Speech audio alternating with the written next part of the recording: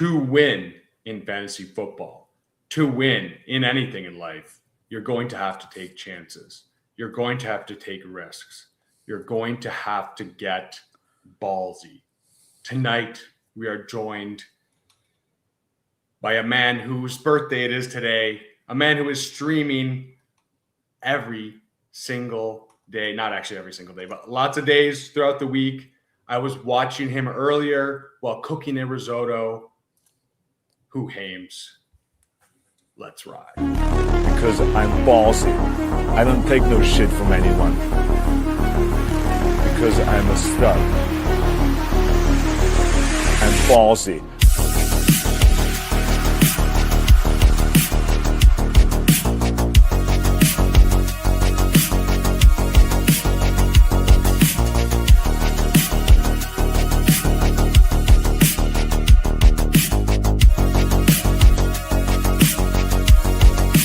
Anywhere want. GM, everyone. We are here with my very tall co-host, Chris the Candyman. And then we have the man, the myth, the legend himself. He looks like he is in Lord of the Rings and he carries a hammer. It is Who Hames. How are you doing, brother? Happy birthday. Thank you for joining us. How are you feeling tonight? I'm fantastic. I just got a draft all day, grilled. It felt great. Oh, you had the whole day off too? That's sick. I only work Friday, Saturday, Sunday. So. Oh, we know what we talked about this on stream, and I already have forgotten it in my ADHD brain. But no, that's amazing. I'm glad you got to enjoy your birthday. And what's better than drafting, grilling, being out in the nice weather? Doesn't get better than that. Yard work, it's great. Hell yeah. Oh, yeah. It's springtime. We're feeling good. We're drafting best ball teams. It's the most wonderful time of the year. It's pre-NFL draft best ball. And Who Hames, you've been killing it. You've been drafting a ton of teams, going live all the time. And I've been really pumped, looking forward to getting back in these draft streets with you, sir. So we're stoked to have you on tonight. Give out some of our ballsy takes and see if we can ship this tournament for $200,000. It's almost $250,000 entrants, and it's, what is it, like 80% filled? It's actually getting pretty close to filled. Yeah, it's 80%. It just cracked 80. Wow, incredible. Yeah, and I know you guys don't necessarily go over on drafters or anything as much, but the drafters' main pre-draft is already filled. And it's many that it put in afterwards is half filled. So I saw Bindles. You were doing some drafters last week, right? Yeah, I did because I can draft it in Canada. So I might start. A lot of the bankrolls go into my new condo. If you guys see the setup in the background, trying to spruce it up a bit in here. Got the lights going. So so not as much money right now for drafting probably, but I definitely wanted to be doing some drafters streams for sure because it's fun. It's fun. It's I did get auto picked my first one because I wasn't paying attention because I didn't know when it was going to fill, and I'm just not used to the UI very much. So I was just like, oh shit, this is kind of hard to use. But you know what? I like it over there on drafters for sure. Yeah. So I entered one, and they take a little longer to fill. I entered one, went upstairs, got sidetracked, talked to my roommate for 45 minutes. I came back down. I'd auto draft, I literally auto drafted the entire team. As I came in the room and I looked and I was like, oh crap, I'm in a draft. I was like, what round are we in? And it was at pick 235 and I was picking at 12. So I just missed everything. Jesus Christ. My quarterbacks was quarterback 1, Geno Smith. Quarterback 2, Justin Fields. Quarterback 3, Deshaun Watson. It could be worse. I don't know what year we're in, but there's probably a year in the past when that wasn't actually a very bad 3 QB lineup. Yeah, exactly. All right, guys. Well, let's hop into a draft here in a moment. I just want to give you guys some audio experience here. Oh, Got a nice Diet Coke. It's some special flavor. I don't know what flavor it is. Cherry. Yeah, it's something really weird, but yeah. Let's get into the draft here. James, how many like drafts have you been doing per week? Like, how has your drafting been going? I know you just said you're doing some stuff over on Drafters as well, but how has your drafting been going so far? I haven't done, like, I'm not maxed on everything, but like I've done a bunch of drafts. Like I'm probably 300-ish in at this point. nice. That's good volume. I mean, that's more than twice as many I've done in NFL pre-draft best ball. This is an interesting time of year. I've never maxed the big board, but I do get some volume in. I think I did 75 last year, a couple bigger boards, a couple biggest boards. I max all the little ones, or at least, I mean, I can't even remember last year specifically what the max was. I know this year being 20, I'm going to easily max it, but yeah, I've done. My goal is to do 75 big boards, pretty close to that already. Nice. And then I got one little board left. I've done only one bigger board. It's a slow that's like almost done. And then I'm also drafting like the Albatross right now in the Battle Royales for PGA basketball. So I'm doing about like 10 to 20 Battle Royales a week, and I'm about, I want to say I'm close to 70 Albatross in. Plus, I maxed the little. Plus, there's a bunch of other contests, different sizes too, and so overall number of drafts, I'm somewhere around like 200 drafts just between the two, volume wise. But that's my excuse for why I'm not higher up in my NFL. Well, I fit in 33 dingers this week as well. Nice.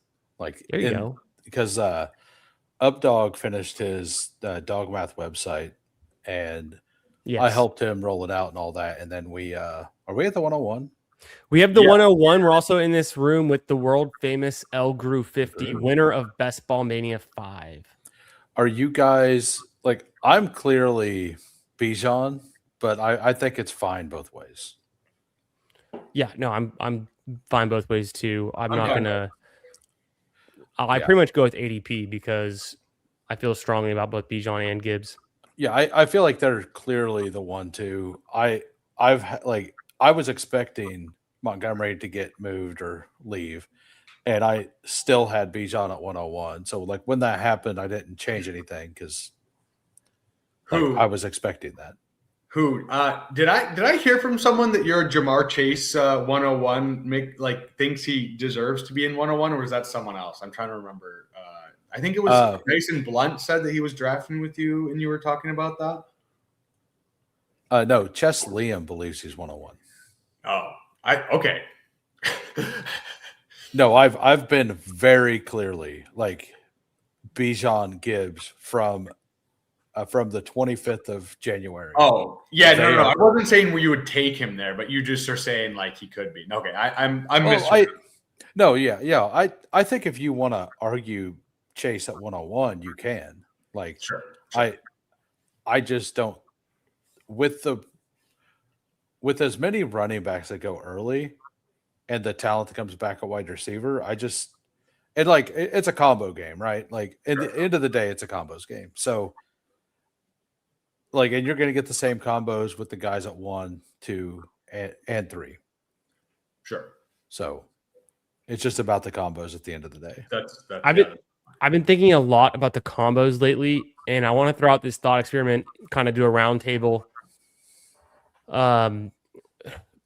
Obviously, when you pick at the 12, 13, when you're at like the 1-2 turn, you can get some combinations of maybe 2 first-round players, but going from left to right, going across the board, who are all of the combinations of players in the first round you are guaranteed to never get together? Well, you could never have Gibbs and Bijan. We know that. But like, where does it start to get fuzzy? Well, so Aaron Sandy shared a team yesterday on my stream. He got and this is super rare, he's got a McCaffrey James Cook team. Yeah, it's pretty rare. It's probably not like the only one, but it's probably like 1 of 5 kind of thing, right? Yeah. Like I'm to the point because I've done 127 big boards. I'm starting to move players around to get combos, and like I really like the Nico Collins price. I think you could argue him I don't necessarily think he should be up there with Jefferson, Lamb, and Brown, but I also want some shares of him with Genty. I want some shares of him with James Cook and maybe not Achan. What do you guys think on Achan? Like it feels like I'm scared to fade him. I was saying this on in Chad Candle's chat earlier today. I'm scared to fade him because he's Devon Achan. But like just looking at it from a bird's eye view, it just feels like a horrible bet. You got a team who's going to be behind all the time, with no weapons and no defense. Like, is that team going to run the ball very much? And Malik Willis we don't know if he's able to throw the ball to running backs yet. Yeah. Like, I think McBride's a clear pick if we get him here. And I don't like McBride this year. Easily McBride. He never comes back to this spot. Speaking of players you cannot get a combination of very often. Yeah. So we're going to go McBride. Who do we like as our wide receiver 1? I lean Olave. Yeah, I lean Olave too. I'm cool. And I'm fine with Pickens, but I lean Olave. I'm cool. I'll leave it up to debate. I think they're in a similar tier.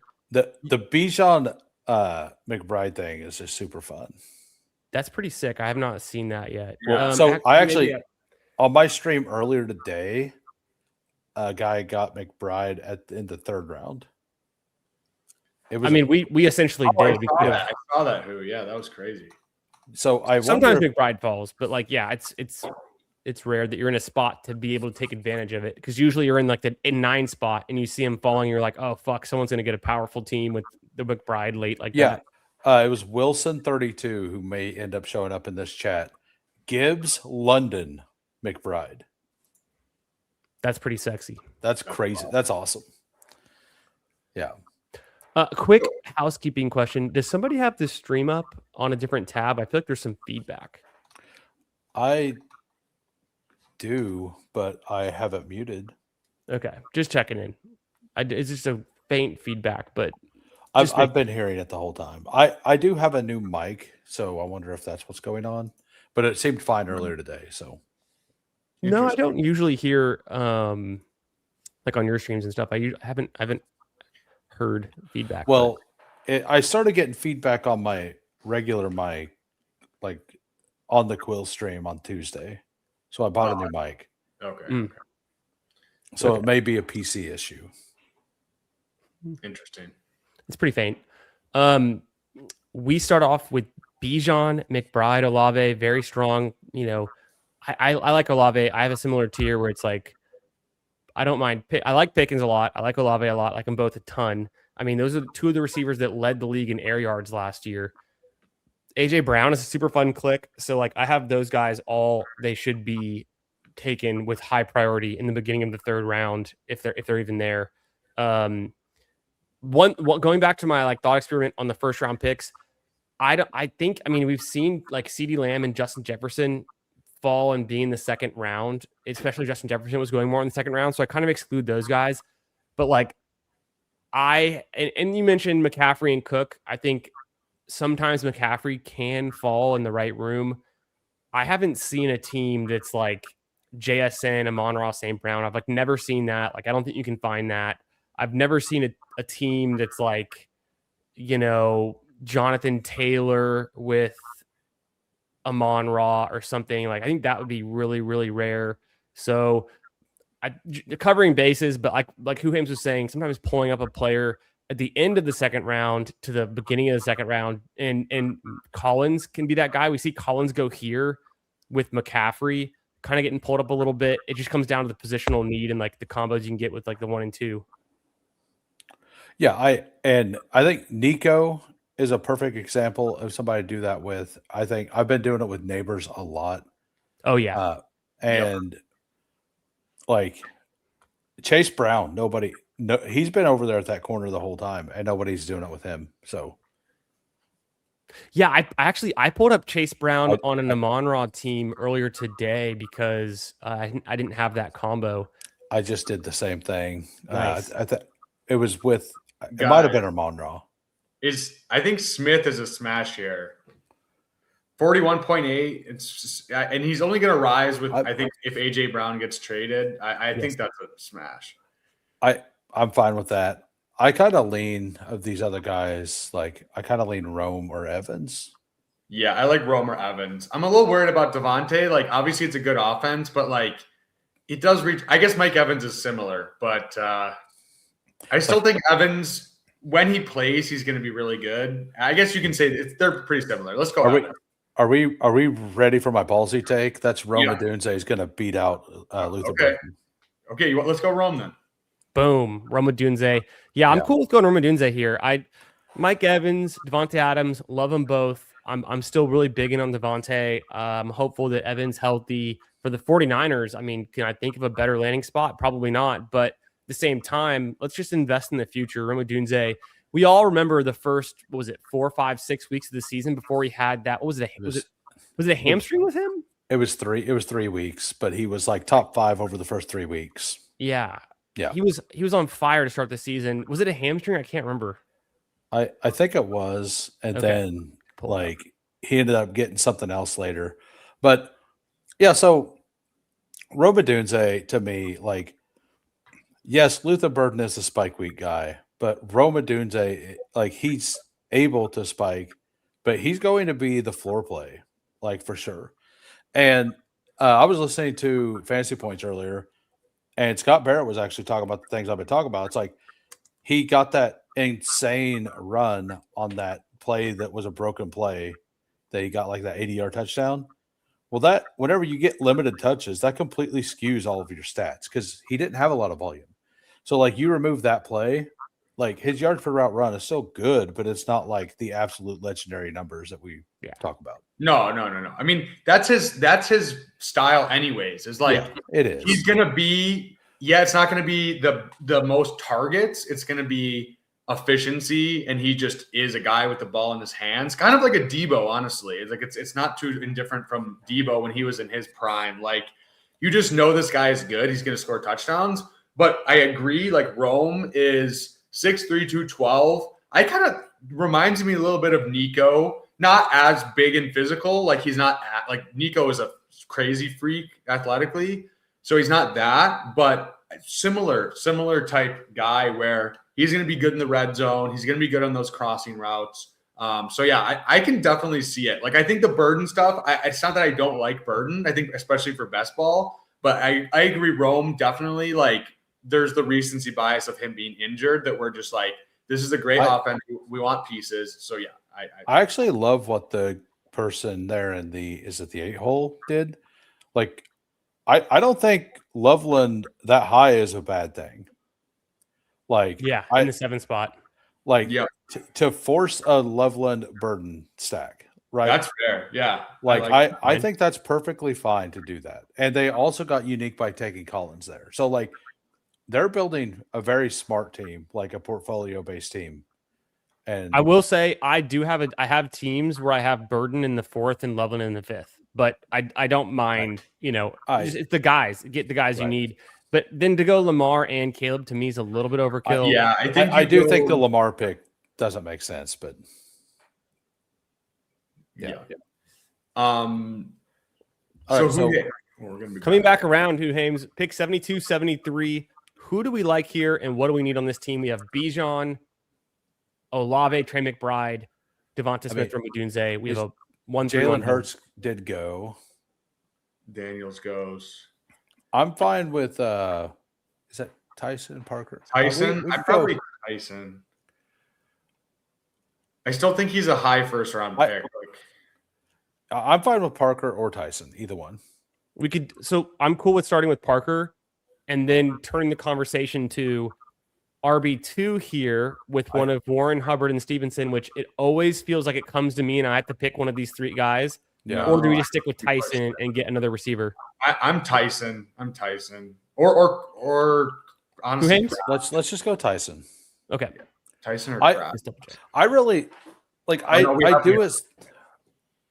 like being forced into an RB, and like I do think that Ramondre is worth this price. I do think that Chuba is worth this price, but like we're gonna build a 7 wide receiver team now, right? Oh, sure. Yeah. I mean, we could stop at 6 if it was 18 rounds. Right. Yeah. So like 7 running back, 7 wide receiver, possibly. Yeah. I think so. Yeah.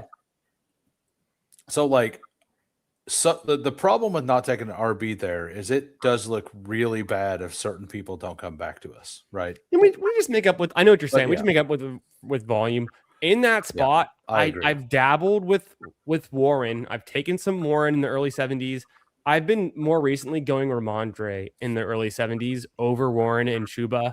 I feel like Ramondre is splitting with Henderson, but is in the better offense. Warren is in a really good offense. He's splitting with Dowdle. Maybe Dowdle is a little bit more threatening than Gainwell was. Maybe not. Maybe there's enough for them both to eat.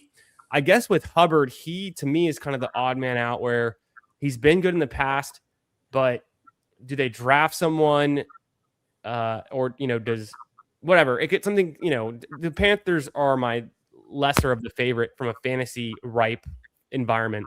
Sure. Can I make a case for Warren, actually? Because Rico, I do think he's good. But at the same time, like, yes, he can catch passes, but I think Warren is obviously the more traditional third down role running back. And I think that all those receptions that went to Gainwell last year, some of them will go to Rico, but I think a larger percentage will go to Warren. And Warren could have like an 80 catch season. Like Gainwell had 73. So if we split them up, like obviously, and if it's Rodgers, they're going to pass to running backs. So I like both. I think Rico is cheap enough where it's like, okay, like, yes, if he fills in, like he can definitely come on stronger as the season goes on, as we've seen 2 years in a row.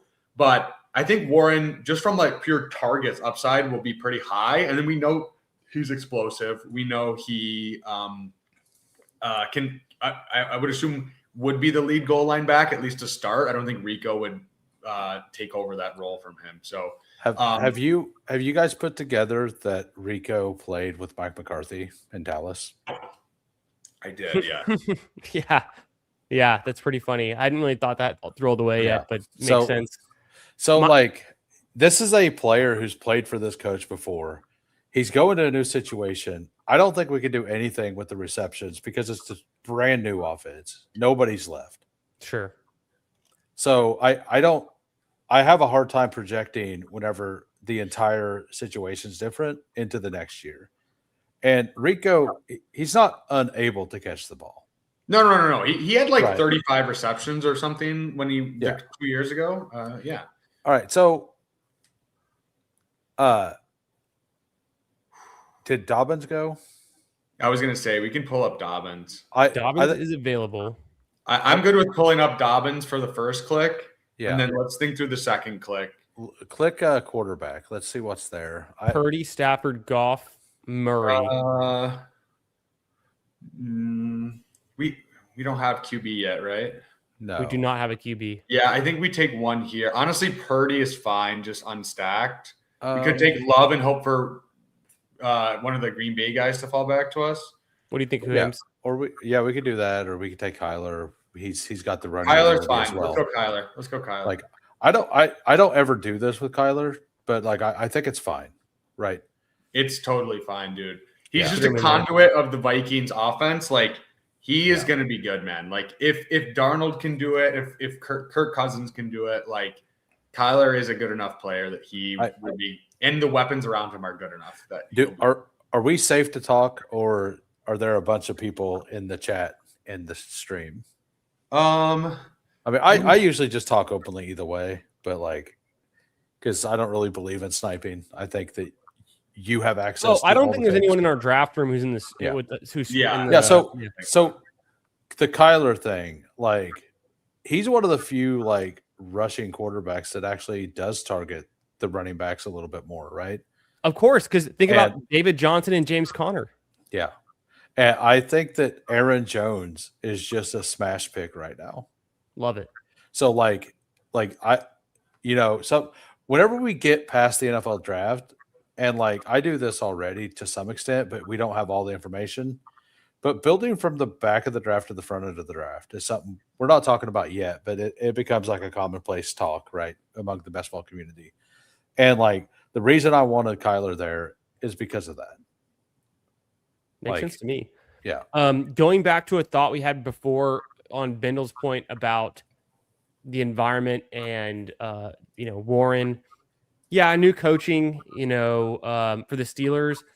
Devil's advocate would just be like the worst outcome for the Steelers is that Aaron Rodgers retires and you have a brand new QB situation, whether it's Kirk Cousins or whatever that would be, in absence of Aaron Rodgers and not enough dump offs to the running back. So that could drastically change. This was the worst outcome for the Panthers. The worst outcome is like, they bench Bryce Young and they're just a mess and it's terrible. So the reason I sometimes lean Ramondre is it's the most stable and probably the best environment is going to continue to improve. Going to Huhaim's point, I think, Aaron Jones is a pretty interesting pick. When I was doing deep dives on Kyler Murray, trying to figure out if he can actually support a wide receiver 1, a wide receiver 2, what he can support in a passing offense, he's never been a big passing touchdown guy. He's always been overweight his rushing skills for fantasy points. It's never come from his passing skills. He's only supported one 1,000-yard receiver, or actually two 1,000-yard receivers. One of them was DeAndre Hopkins in his prime. One of them was McBride on the come up, and that's the tight end. Wasn't it like 1,300 yards though from D Hop? Like wasn't it like a really big D Hop? But at the same time, he had AJ Green, he had Larry Fitzgerald. I mean, AJ. It wasn't the same AJ. It wasn't prime AJ Green, and it wasn't prime Larry Fitzgerald though. Like, but it still was. But those guys, not the prime, but those guys, and they never got to 1,000 yards. Christian Kirk never got to 1,000 yards. Why aren't we talking about Hollywood? He's elite. Hollywood never got to 1,000 yards, so. I always forget Hollywood existed. We're back on the clock. We're looking for a running back. We could do Jordan Mason. Do you want to do something crazy and double tap Minnesota running backs? Like you just pull them all the way up? Do it? I don't. So I'm not saying we need to. Our pick to get Aaron Jones would be 44, and his ADP is currently 42. So I think it's I think we push it. Okay, go to quarterback. We need quarterback. Well, we're getting kind of hosed at quarterback. Do you want to go Jordan Mason or no? Yeah. Mason and Darnold, or Mason and. You know what? We could just go the 2 running backs here.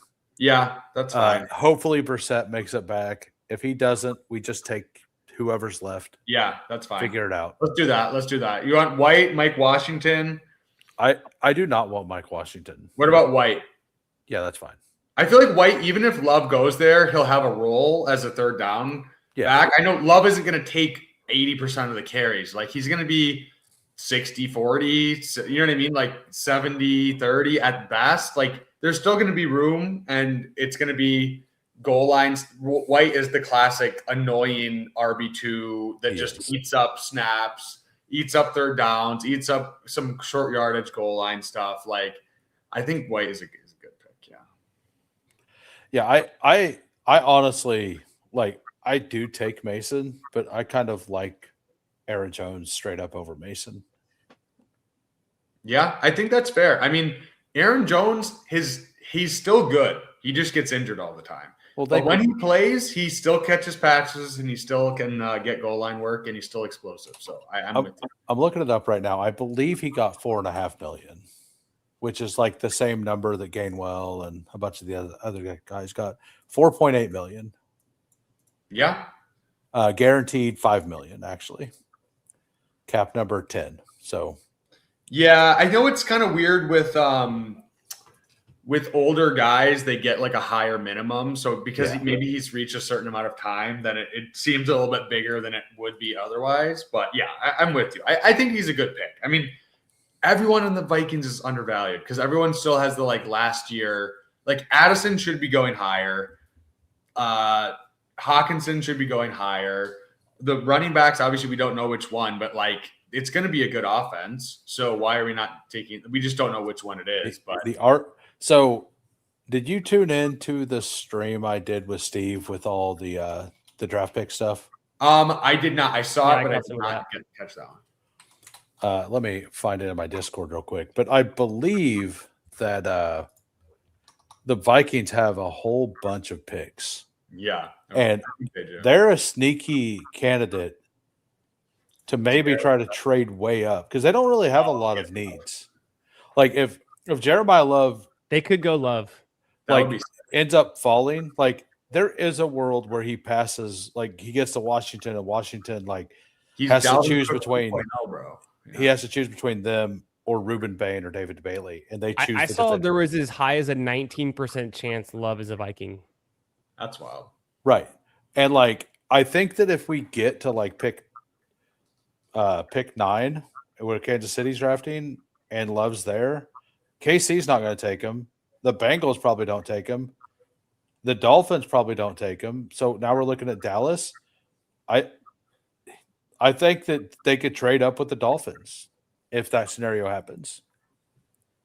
We're back on the clock. Aaron Jones is there. Of course, we're going to smash Aaron Jones. I mean, honestly, I think if the Vikings are any good at all, Aaron Jones and Jordan Mason are both going to pay off unless Jeremiah Love goes there. So we'll start with Aaron Jones, but then do we want to get Cam Ward just so we don't fall behind at QB, or is there another position we need? I mean, we have Brissett. Like, we have McBride. True. I mean, Brissett's at 160 ADP, and our next pick would be at 166. It's not so far off. I think Ward just for ADP, and he has more upside, I think. Yeah, you can backstack him. I really like Cam Ward this year, so. Yeah, okay. That's what I was saying. I knew you were in on Cam Ward. I'm in on Cam Ward. He's easy to backstack. Yeah, I have like 11.5%. I think he's I just have 11% of a lot of the quarterbacks. Like, I'm kind of even, but I'm even on the same people. You know. What about Tyler Shuck?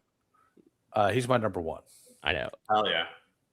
Ball. Well, it's actually a lot lower. I used to have.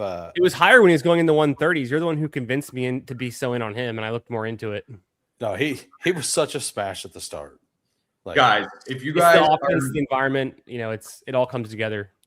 Yeah. If you guys aren't already following Who Hames, all his links are below. He's closing up close to 500 subs. So go over, give Who Hames a sub if you aren't already. He is very close. So yeah, let's get him there soon. And then Candyman's coming up on 1,000 pretty soon. So get him to 1,000. His goal was before the NFL season, and he's definitely going to hit that.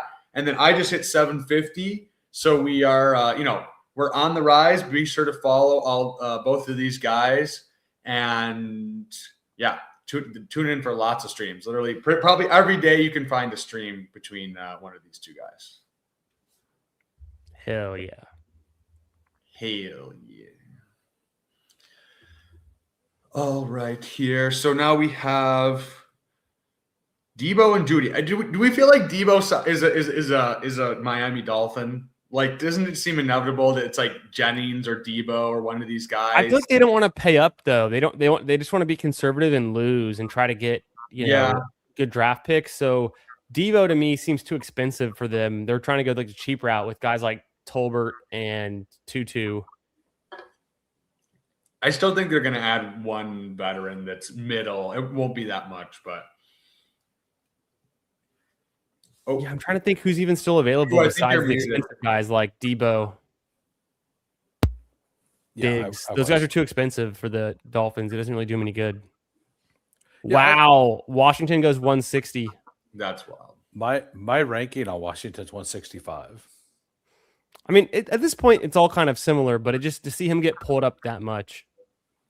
Well, like, we expect these teams to, like, even if they add somebody, he's wide receiver 3.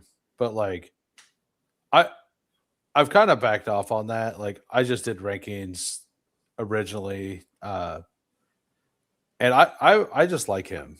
But I don't like Malik Willis. So I'm pretty out on the offense overall. Yeah, I mean, what is his upside? Like 3-4 touchdowns? Like, it's just a bad offense. They're not going to score a lot. Yeah. Yeah. Brissett goes, damn. Oh, well. That's okay. Aaron Rodgers, Pat Fryermuth, come on down, buddy. QB's looking pretty weak. We could pair up someone with Bijan. I don't think we have to take it now, though. So other positions that we could go with would be like Woody. I'm fine with either. I'm fine with either one of those running backs. Yeah. On this specific team, I think the upside of Emmett makes more sense. Yeah, I agree. Let's go Emmett. Let's grab Emmett since we double tapped one of the RBs. And Chig is one of my favorite clicks on the board. I'm in on Henry. I'm in on Chig. Yeah. Do we need wide receiver though? Who's No. here? Even? I'm pretty strong. I feel like there's no one we have to have. We could bring up DK. No, it's fine. Yeah. That's fine. Like we have Cam Ward, we have the 3 options to backstack him. So right. I don't really care which. Like Ridley would have been the pick if we were going to take one there. And I feel like the Titans. I've seen Aoman go undrafted. I get DK all the time, like late 15th or 16th round. So Helm goes super late. There's a lot of access, and then Spears is. I don't think he's gone yet. Spears goes super late as well. I think it's pretty likely that the Titans take a wide receiver in round 2. So I just feel like it's going to be Brazel. It's going to be one of those big body guys to pair with Wandale, and then it'll be Ridley, DK, Manor competing for the other spot. I would say like they'll mix in, but like we know Wandale's going to be. They just paid him. He's going to be playing in the slot. A rookie probably will come along as the season goes on and take up that. I would say X receiver role. And I mean, it could be either, but yeah, I just feel like the other 3 guys are going to be squeezed a little bit. I have a funny anecdote on that. I was scrolling through. Okay, wait. I actually got to take this call, but one sec. We'll get back to it. Right, okay. Yeah. So, so as you said, it's my birthday today, and your birthday is in 5 days. Yes, sir. And you were saying that you had a story to tell us about having an April Fool's birthday. Oh, yeah. So I have 2 stories. I'll try to condense them as much as my brain possibly can. But the first one is I played lacrosse and I played defense. So I would get hit by lacrosse balls going pretty damn fast all the time. But it's different when you're the goalie. So my dad told my coach to play a prank on me. So he basically tells me he tells the goalie to pretend like he's puking. So then he pretends like he's puking. He's like, oh, we need someone to play goalie. And they tell me to do it. And they started warming up on me, but they didn't actually have the balls to like have me start the game and then pull me or whatever. Yeah. But yeah, that was pretty terrifying if I'm being honest. Like I'm like, I played football. Like I played other like sports. Like I'm not scared, but like and some of the guys on my team could shoot like 90 miles per hour. Like this is like, these aren't like, wimpy little high school kids. Like this is the crazy, crazy fast. So that was pretty scary. And then the other one, basically during university, I played football. So I was on, we had lockers and they had like a thing where you would sit on that you could lift up. Someone put, and I kid you not, probably 4 full boxes of uncooked pasta just in my locker.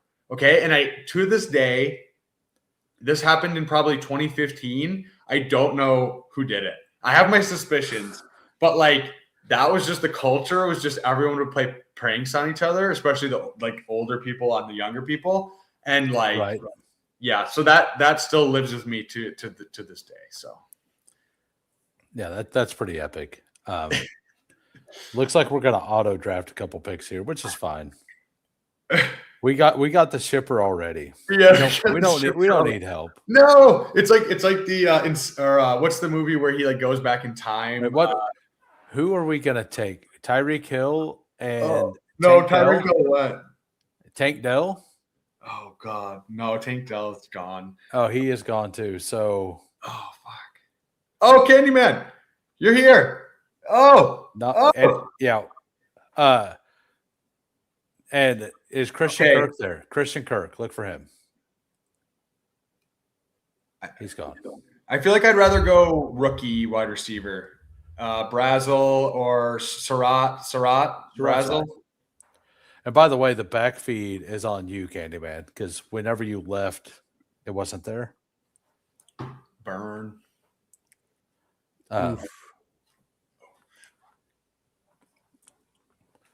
Like I dealt with it all day. The other day. We went Tucker and Surratt. That's fine. Yep. I don't know, man. Tucker it's fine. It's late enough if he gives us one spike week, but I feel like we spent all of our capital at wide receiver, right? Yeah. We just need a couple bodies here. Yeah. Like we just need one of these two rookie receivers we have to get ready by the postseason, right? And because the guys we took early, like Devonta Smith, Nico, Olave, and all those guys, like what was it, Jordan Tyson and Parker Washington. Like, yeah, they if they're not working out, like as a whole, we're probably not in a good situation anyway. Exactly. No, that's perfectly said. Perfectly said.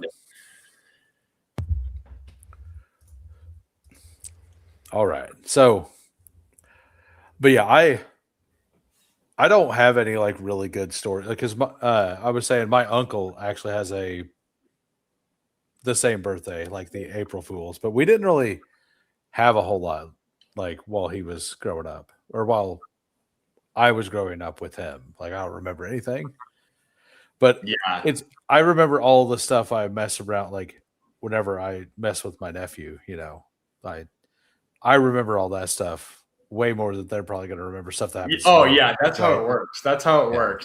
Like my uncles used to just, it's fun. It's fun. Yeah. But where are you at on Elijah Surratt? I think he's probably live for round 2, but it's like all these guys, I just kind of want to be taking all of them because some of them will go round 3, but some of them will go round 2. And if that's the case, then like, okay, I just want all of them. So, and then I know you're a big Omar Cooper Jr. guy. And then Boston and Concepcion. I feel like all the rookie receivers right now are just amazing clicks. Like we know they're going to go higher, and maybe it's not all of them, but it's like, okay, you just need the hits to hit. And we don't really care about if you take a 20th round pick, 18th round pick, even like a 15th round pick, right? It's just like, who cares if that player does nothing? The upside is just unmatched right now. So, yeah. What were you grilling earlier today? You said you were doing some grilling outside. I grilled 4 pounds of hamburger. Hell yeah. Like it was, you know what, like the Texas style spare ribs that are like real big. Yeah. About 9 of those, couple steaks, and a rope sausage. What kind of grill do you have? Is it charcoal? Is it gas? It's charcoal. It's like a knockoff version of the egg. So you're a real man. You're a real man. Yeah. I mean, look at it. I got the beard. I got to know how to grill. Like fryer move. Tua to me is the easy click here. Yeah, let's go Tua, and then Muth. I'm good Muth. Maybe we don't need him. Do we need someone else? Another rookie receiver? I think another Muth running back? Katron? Jordan James? I think Muth is fine here. Okay.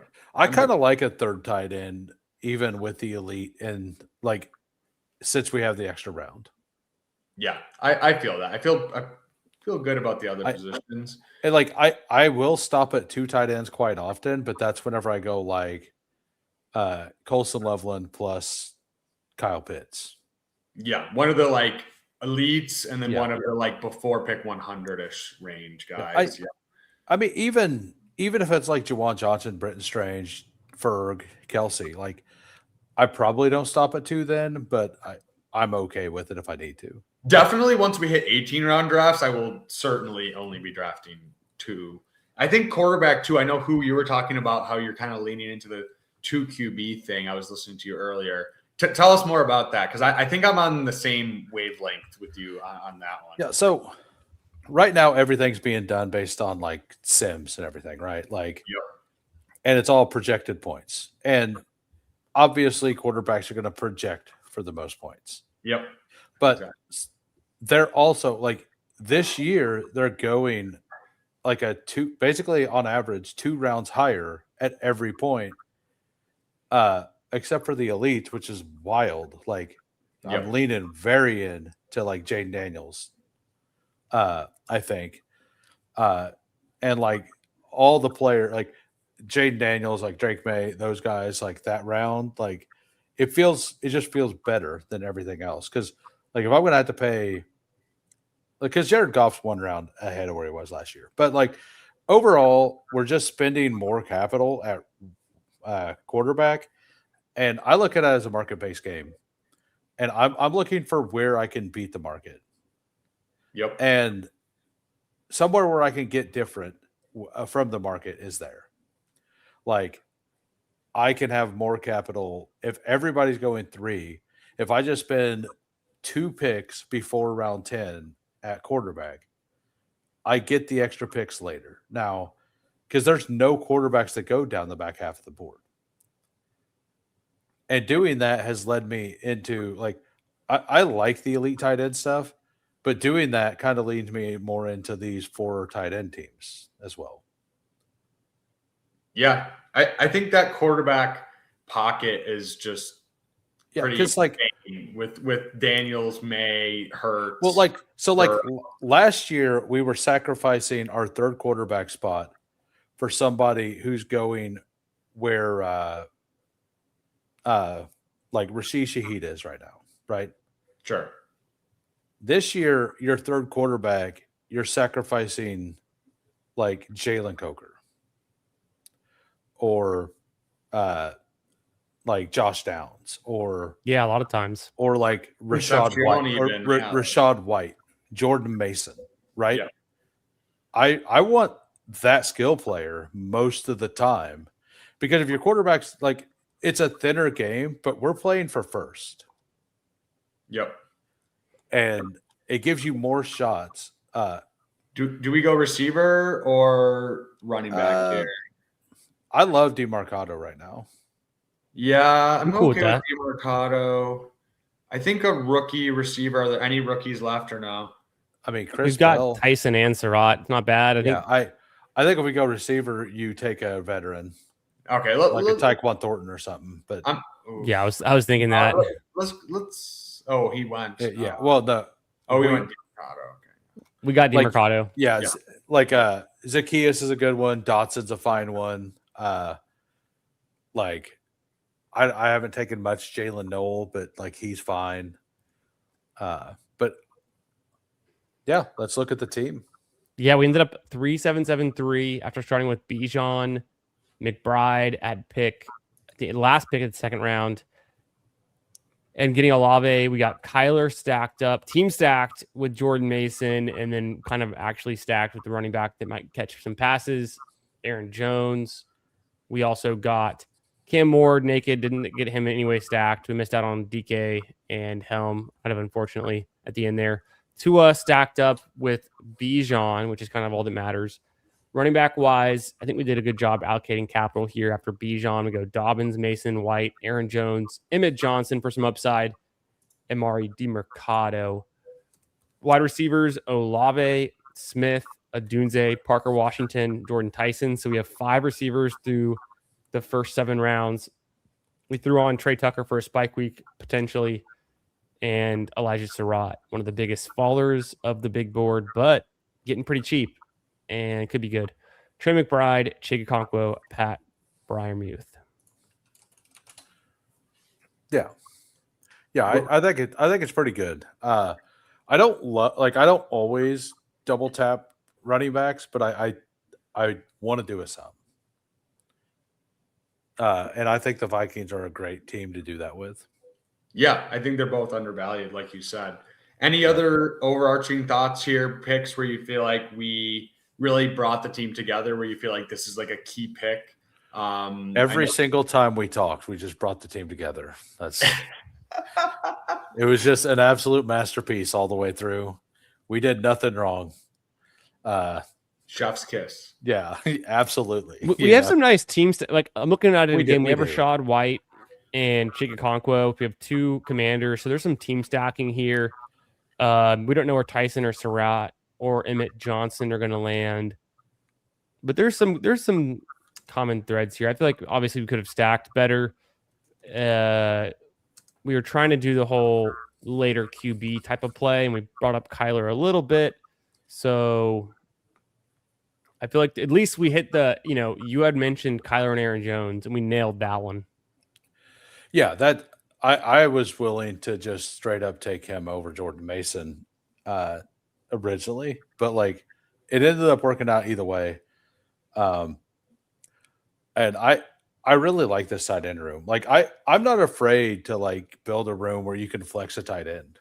If you're flexing a tight end, it's Trey McBride after he falls 6 picks. Like Trey McBride can easily hit your flex. Like, let's be realistic. Like, it's not tight end premium or anything, but like he can give you comparable production to a lot of wide receivers. So, yeah, absolutely. But I like the DeMarcado pick. Like we were kind of like on the buzzer, and I just kind of seen it, and it's something that I like. And so some of you guys don't watch my show, and if you don't, like, I'll say the same thing I've said there. Rashard Smith was allowed to go to pass protection two times all of last year. DeMarcado is known to be a solid pass protecting back, and for a couple of years now, Andy Reid has wanted to do this. He's wanted somebody there to do the Jerick McKinnon role. Sure. So makes sense. He's not really getting paid very much, but at the same time, like Ken Walker's not a 3-down back. Yeah, Ken Walker's like he's a bad blocker. Like he's not just a not good blocker, he's a bad blocker. And like we have the injury concern, stuff like that, all that stuff. Yeah, I think it's a good shout. We've seen that role be super valuable, even in half PPR best ball, right? Like that role is super valuable. So even if it's most third downs plus some scheme touches, like that's we saw Samaje Perine for a little bit, right? Like it's definitely a valuable role. With that being said, they have brought in several of the RBs to look at, but I mean, if it's Emmett Johnson, I'm ecstatic. Because I have a lot of bags of him. That would be a perfect landing spot for him, to be completely honest. Because Emmett Johnson probably more of a 3rd round pick, maybe even a 4th round pick.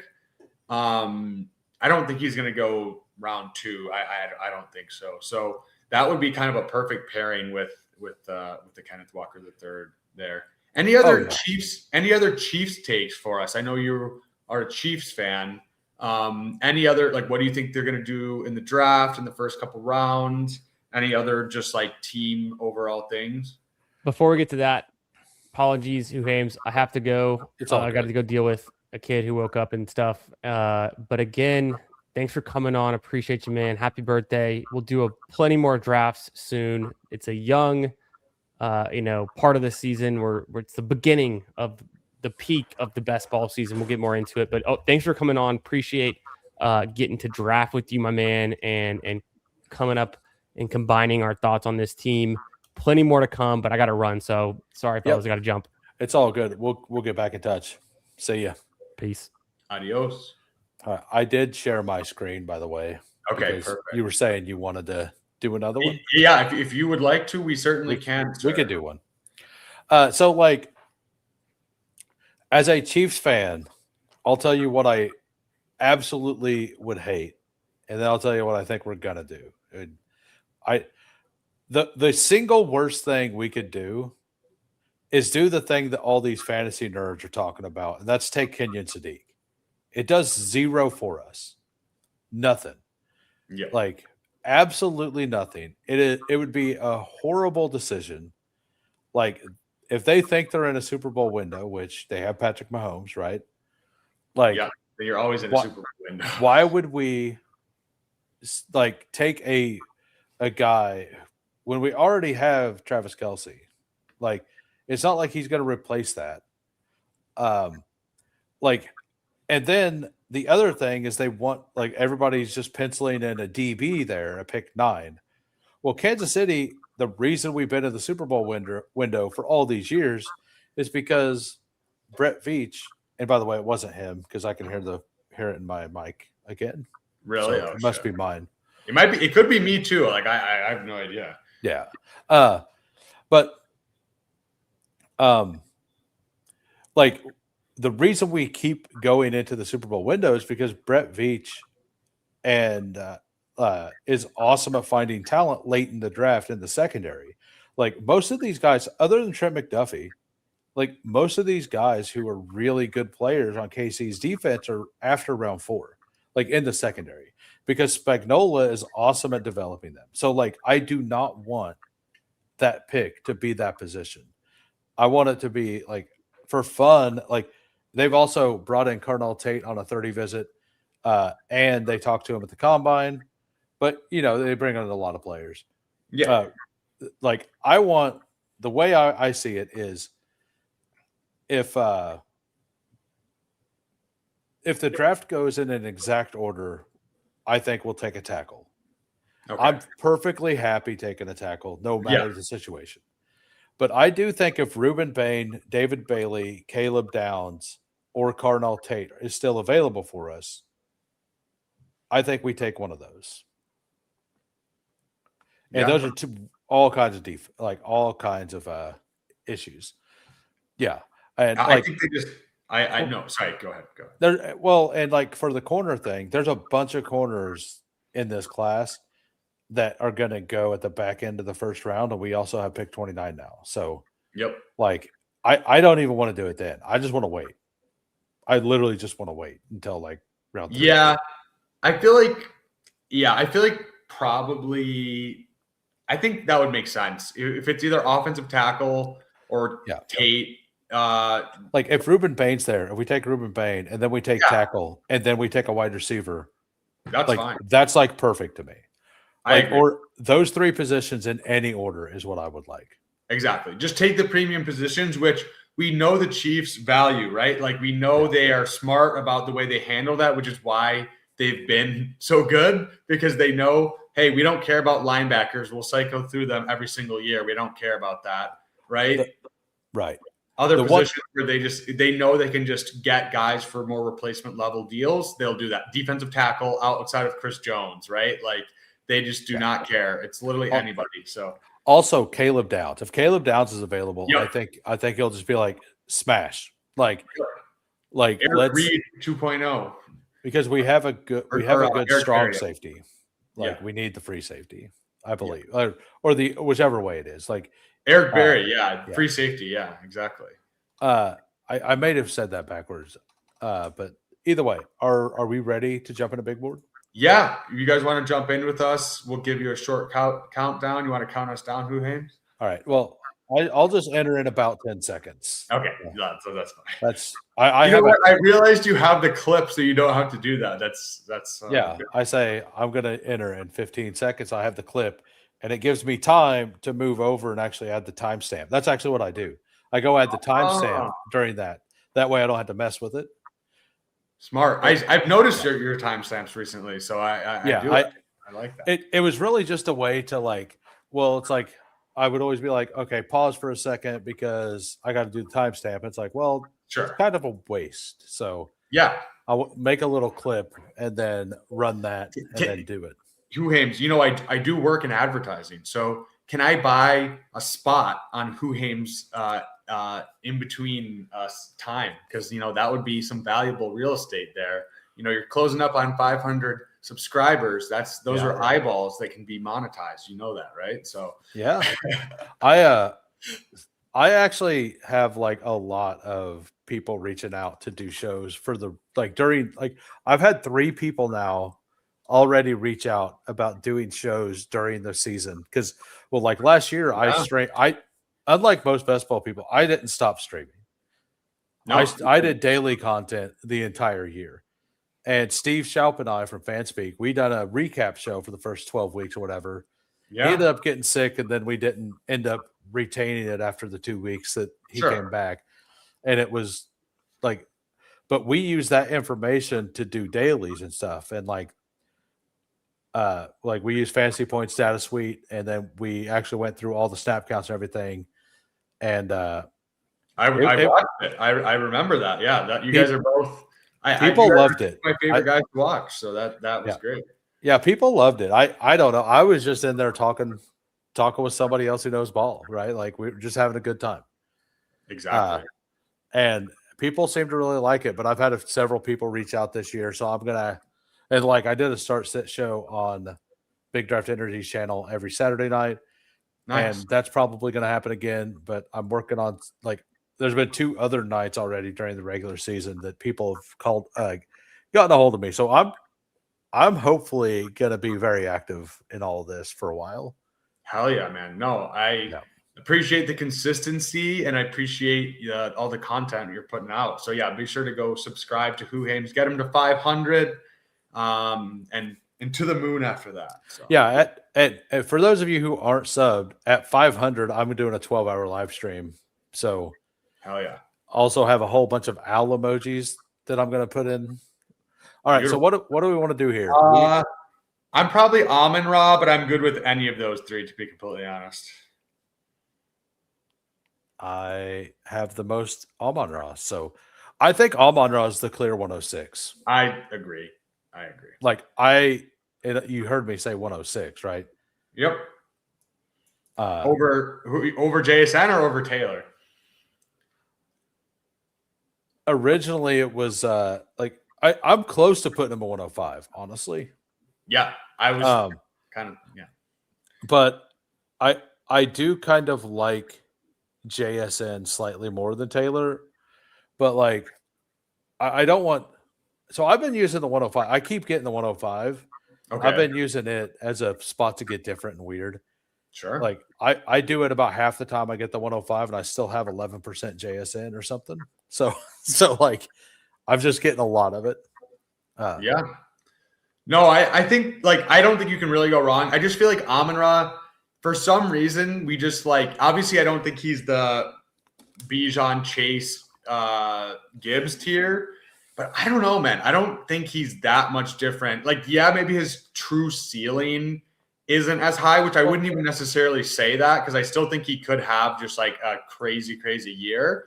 But then like outside of that, like outside of those top 3, like I think you can make a case for him pretty damn high. All right. So we have Amon Ra. These are my exposures with him. Okay. I would be perfectly fine pulling up George Pickens. I'm perfectly fine doing anything but Omari and Hampton here. So. You know what? Let's go. I like London. Let's do that. Let's do the. So we'll do that. As you've seen, I have 21% of my Amon Ra teams, and I have 14% Amon Ra. Nice. Have Hampton because I have 15% Hampton and 14% Amon Ra. So I need to spread those. I just need to spread those out a little bit. That's fair. Yeah. No, I think London. I think actually the signing of Tua with Penix gives you just like you have a startable quarterback. Is it the best quarterback in the world? No, but can they support fantasy options, especially a guy that can consolidate targets like London? Absolutely. Yeah. So yeah, I'm pretty into London. I think he could be a first round pick next year for sure. If everything goes right. If he really basically just doesn't get injured. Like we've seen him have like big spike weeks. The problem is both his quarterbacks do. Both True. of them. Both True. of them. So we have 2 questions there in the chat. We got Silver Aperture 6223. Okay. Ridiculous ADP grabs. Willis 125, Darnold 140, Stroud 149, Bryce Young 164. Oh, because he took a 4-quarterback team. Oh. I'm pretty out on Willis, but I do take him some after ADP. Yeah. I think it's fine. In these 20-round things, I probably still don't go with a 4th, but yeah, I just don't know what a 4th really adds. Like maybe it'll help you in a week, but I just feel like you're paying a lot of insurance that it could go to another pick that could give you something in the flex, which I feel like is more valuable personally, but not a bad pick. Let's say hi to the chat. We got Emo Cowboy up in here of the Toxic Tower. He did a stream right before this over on the Fantasy Sanctuary. Go check that out. Are you good taking the ADP value here? Yeah, what is it? 27, and this is let's rip it. Just for ADP value, that's fine. And That's great. Yeah. It's divisional correlation. It's ADP value. Like Jacob's at 32 is a lot different than Jacob's at 24 or I mean 25 or you know what I mean? Like, yeah, well, he for whatever reason he just like never gets past the JSN drafter, right? Like everyone's pretty like locked in that he deserves to be. They just auto take him. Yeah, like that he needs to be on that side of the board. So getting him on this side of the board is like I see Olave fall sometimes. I see like. I've not seen Chase Brown, but Breece Hall got pulled up here. So it took a few things. Like AJ Brown got pulled up. Garrett Wilson got pulled up, by the way, all the way over at the other side of the board. Yeah, this is a really, really fun start. I think Jacobs is just he's not as sexy because he had some injuries last year. But, I mean, it should be a great offense. We know he's going to get goal line work if he just stays healthy, which any running back can get injured. So what are you thinking here, Huhames? What would be your top clicks here? I mean, my top click is always Colston Loveland. But okay, I have 16%. But like I said, I think he's the clear pick in this area. But I don't want zero of the other guys, right? So I kind of seen them all in. I mean, with us taking Amon-Ra London, I'm good taking Loveland. Because I agree with you. Like these receivers, like, do I like these guys? Yes. Do I think they're materially different than guys that go in the next round or exactly right? And we also have so many good wide receiver clicks. We were talking last draft. There's all the rookie wide receivers, which are great picks. There's Godwin. There's Wandale. If you like Jaden Reed, there's Concepcion. There's all the rookie guys, the Omar Cooper, the Boston, and then all the guys that go in the 18th through 20th. So I just feel like it's just you don't have to take so many wide receivers early as much anymore just because of the value you can get later on. So we're also like we don't have schedules out, so all we can do is correlate divisions for the two chances, right? And like we got the fall on Jacobs to pair with Brown. Why not lean into it a little more with the Colston Loveland as well, and just give ourselves more opportunities to have matchups in the playoffs? This is honestly it is because the as much as we like these receivers, are they really like a crazy difference making guy? Like any guy can spike in the right week. Like that's right. We can buy that a lot later on. It's highly possible we get Roma Dunze back here, who I don't think is like that much different from anyone in that round. Like, we didn't see it last year, but if he had just not gotten injured, he probably would be going in a similar, right? Probably a round high or something like that. And there's higher than that. There's a player that's going on drafters at pick 37, 38, 39 that still goes at the pick we're at right now on Underdog. Really? And so drafters up, it is full PPR. Full PPR, yeah. And it is season long, but I think this player is better in touchdown style. And on drafters, they update ADP way faster. Okay. And the player is DJ Moore, who just went, by the way. Okay. Interesting. I mean, Terry McLaurin's an absolute Terry or Rome for sure. This is an easy game, right? Yep. Those guys, I'm good with either. I'm even good taking Terry because that opens up another quarterback. I mean, we can take Daniels unstacked, but let's go. That's fine. Yeah, and then we'll just build out the hero RB, Josh Jacobs, in the third. I have a question for you. Yeah. How do you feel? Because we have Amon-Ra.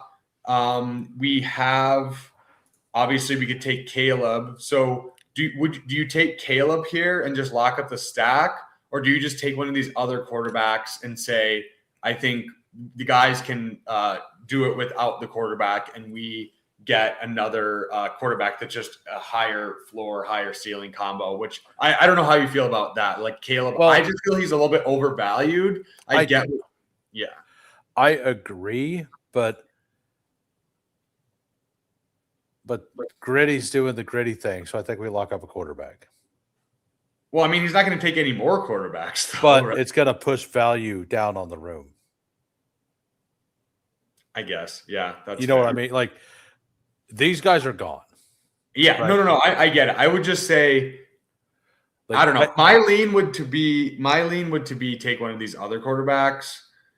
To be so like, honest. If we advance out of this pod, we go into a playoff pod. If Colson Loveland's what we need, and he gets 2 touchdowns and 90 yards or whatever, okay, it doesn't matter. But okay, do you want to go quarterback or you want to go Tate or Lemon? I'm good with that too. I am fully in on either one of those. Yeah, let's do that. I like that better, to be honest. Which one? Let's go Tate. All right. I was going to let you talk me into Lemon. I'm clearly like everybody says there's no elite receiver this draft. I kind of think Tate could be. Like, yeah, I think Tate and Lemon and Tyson all could be, to be completely honest. Yeah, I like Lemon, but Lemon has way more paths to failure than Tate, in my opinion. I think he needs to fall with the right team. Correct. But I also think it's likely that he falls with a good team. Like if it's anyone but the Dolphins, he's going to fall on a team where like, okay, you have a usable quarterback. If they're taking him in the first round, he's probably not in a crowded room.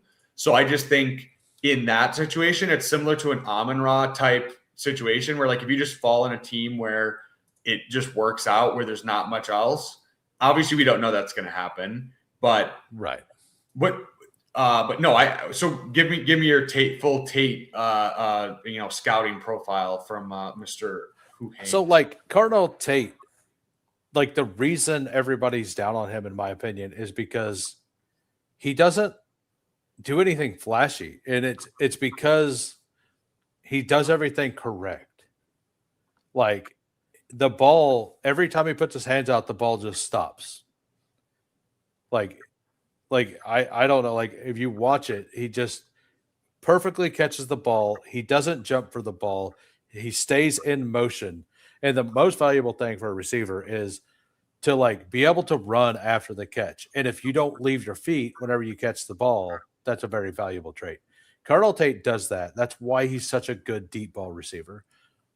Sure. And like we've seen this year with JSN. Like he just trusted that Darnold was going to get the ball to him, and he didn't.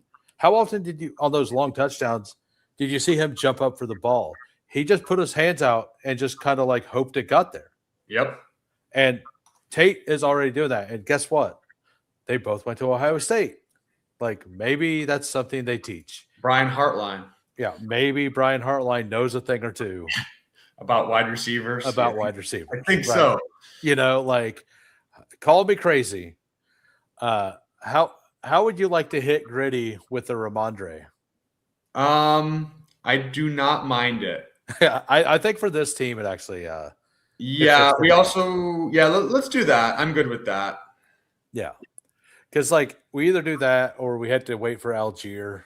No, I think it's fine. I mean, good offense. Gonna get goal line work. It's just don't overthink it. Just good offense. He's gonna get. Yeah, Henderson can have big games too, but I think he's established enough where he's going to be valuable at this cost. So, yeah, like especially in a hero build like we have, like getting a second guy who's going to at least be on the field a lot. And Rico Dowdle got pulled all the way up, by the way. Do you see that? Yeah, I do see that. Paired up with Warren. And Chuba's, that's interesting. I think that this is something that should be happening, but I think it should be happening where Herbert just went. Like, by the way, let's say hi to everybody that's probably in the chat. We got Green Bean, we got Alex, we have Steve Areno, we got Gritty, we got the 108, and I believe this execute. Yeah, I think that they. WD Stimp, I recognize too. And T-Fall has been in a couple of mine recently as well. Oh, yeah. All right, so right here, I'm perfectly fine just taking a naked quarterback if you want. I like Dart. If we're going naked, I like Dart. We could backstack Jakobi or Trevor as well. I'm fine with Dart. I like Dart more. I know. Dude, the running is so crazy for him. I know he got hurt, so he didn't run as much, but And then we're looking at Malik Neighbors coming back, where it's just like everyone's saying he's a bad passer. It's like, okay, maybe he didn't have great passing numbers, but he's literally throwing it 140 times to Wan'Dale Robinson and no one else. So I just think the passing can take a big leap, and the rushing, if he's not injured, is pretty elite from a fantasy quarterback. So I don't know. I'm just super in on Dart. You don't need to stack them up. We can take someone later, but I think it's so this is crazy, and I'm not gonna force it on you. I've done it twice. Okay. But I don't hate taking Likely and then tacking on Theo at the end in a 4 tight end set. Like if we were not on this team, but if we didn't have an elite, sure. And you were going to go 4 tight ends, I don't mind double tapping with Dart, both of them, because multiple games last year, he threw touchdowns to 2 different tight ends. Yeah, I think they're going to run some 12 personnel.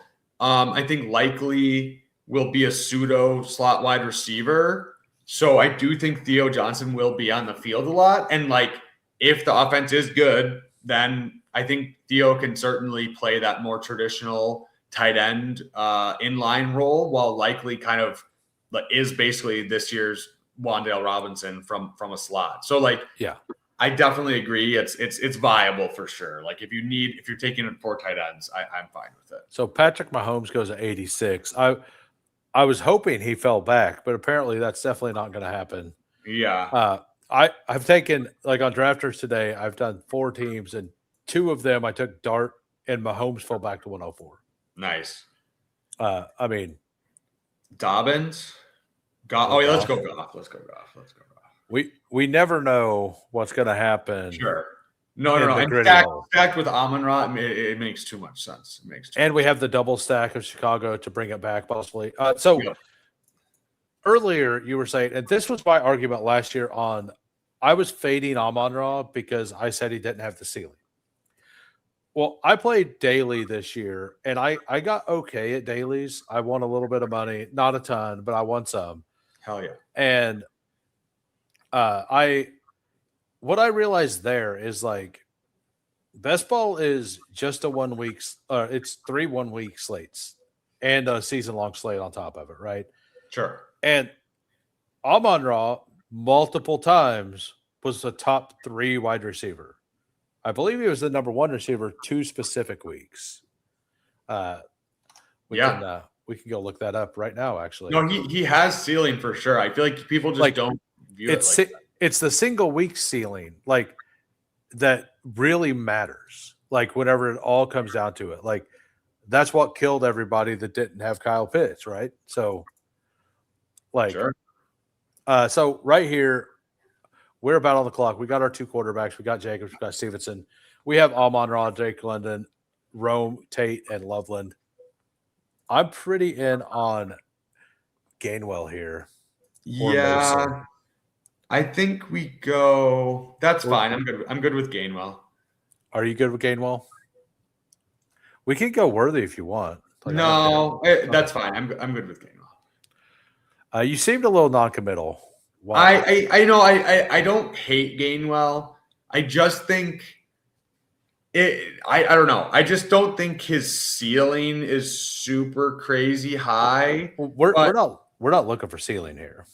Yeah, I don't know. I think it's just a weird thing where he's not going to really be the goal line back, and Bucky has been the one who hasn't been the goal line back. So it's if he were a Rashad White, where it's obviously that is a little bit more valuable. Where I just feel okay, yeah, he's probably getting receiving work, but how many touchdowns is he really scoring? So I think that's. I think he is getting all that. Okay. The reason why, and let's see if I can sell you on it. Sure. So, and that doesn't mean I'm right. It just means I like the price. Just healthy debate. Healthy debate. Yeah. Yeah. So the one thing they're definitely not doing is giving Bucky the ball at the goal line. That's the one thing that's for sure. We're clear. Yeah. Gainwell has a better chance to get those goal line carries than Bucky, in my opinion. Gainwell is actually a very good pass blocker. That's how he was getting on the field a lot last year. that's why Aaron Rodgers loved him, is because of his blitz pickup ability. Well, that's a direct replacement for Rachaad White. And Rachaad White had a role on this team. I believe that Gainwell is just going to lock up that role. And like they'll still just use the 3 backs, and it's going to be ugly and not great. But I do think that Rachaad White didn't have like smash weeks, really, but like we're going to get several like 10-point weeks, kind of, is what I think.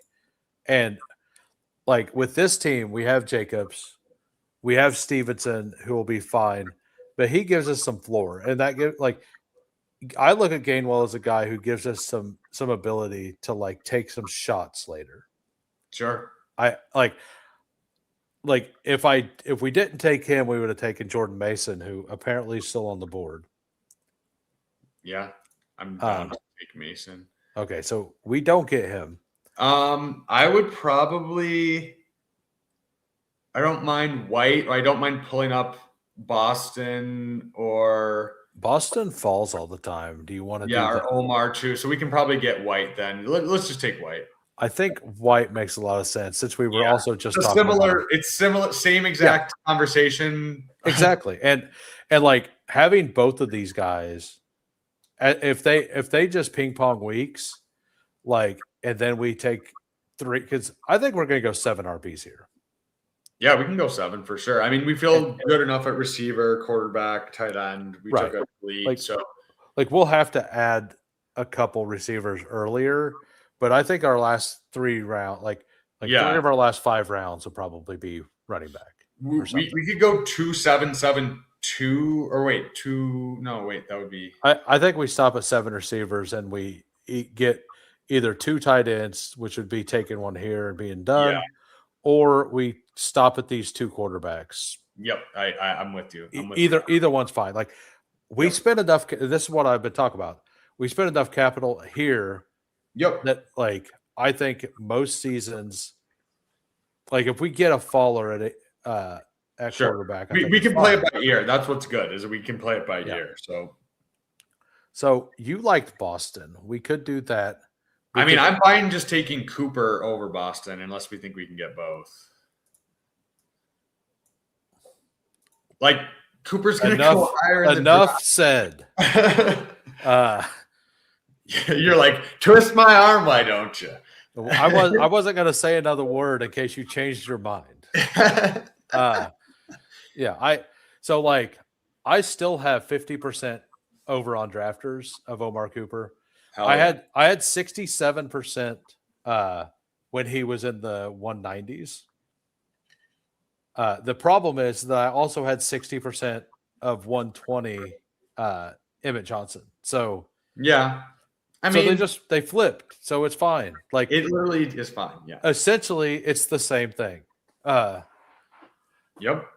If you guys, like I said, go subscribe to Who Hims. If you guys are watching and are not subscribed to me, make sure to subscribe. I'll be doing streams on Monday nights, usually for Ballsy with Candyman, and then we'll be doing usually a Thursday show or Wednesday show, and then weekends, depending on what I have going on, could do a third, could hop on some other streams throughout the week as well. So definitely be sure to subscribe and make sure you like the stream as well. It helps me out a ton.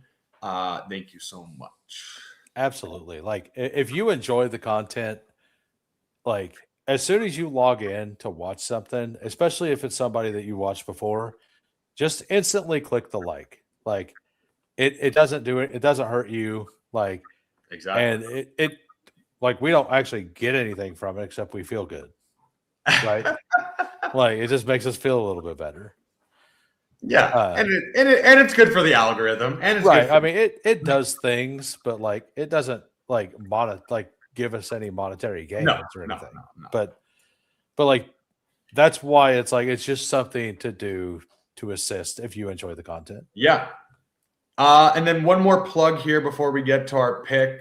But yeah, if you guys want to join my free Discord, and Who Hames has one as well. But the Viper Pit. I just did a huge revamp of my Dynasty rankings. So it's well built out with different tiers and other stuff. So go join, become a member, join the Discord. Link is down below. All right. So I'm pretty okay taking Tyrone Tracy here with Dart because Isaiah likely went. Yeah, I don't hate that. I'm fine with Shaheed as well. He usually doesn't fall. What are the receivers? What are the receivers? Are here? It's him, then it's Debo. No, let's go Shaheed. I think if we go Shaheed, We can be done. One more, one more rookie league. Well, I was gonna say a last round, like a late round volume guy. Yeah, I feel okay with Amon-Ra, London, Rome, and even Shaheed. I'm kind of good. Just like I know, and those rookies should be getting volume relatively early too. I'd rather just shoot for upside, even on that, because it's just like one more shot. Yeah. Yeah.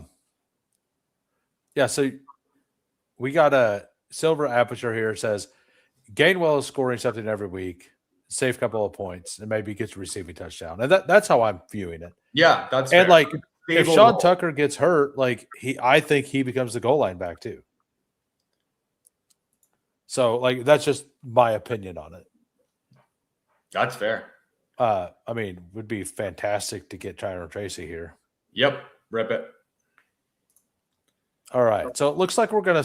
Honestly, this doesn't feel bad at all. No, it doesn't. It doesn't. I think we can go. Yeah, because I just feel like we kind of I don't like to call them luxury picks, but I feel we could stop at 2 QBs.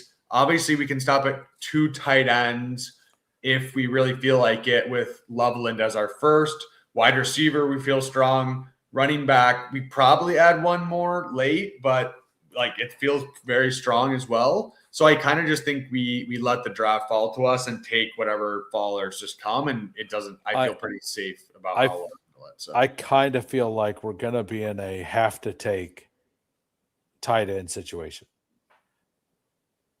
Okay. Dalton Schultz just went. Yeah, that's fair. And I think that this guy, he's got one. Okay. Yeah, we can take. There's a few guys I like in this range. So yeah, and Alex and Green Bean have one here. So I do think we're going to go 3 tight ends over another quarterback. Sure. But just in case, I would like to get somebody even a Hawkinson or whatever to. Yeah. If we needed to stop at 2, we can. Right. Hawkinson, Muth. Right. Built basically. I like to build it as we're done at around 18.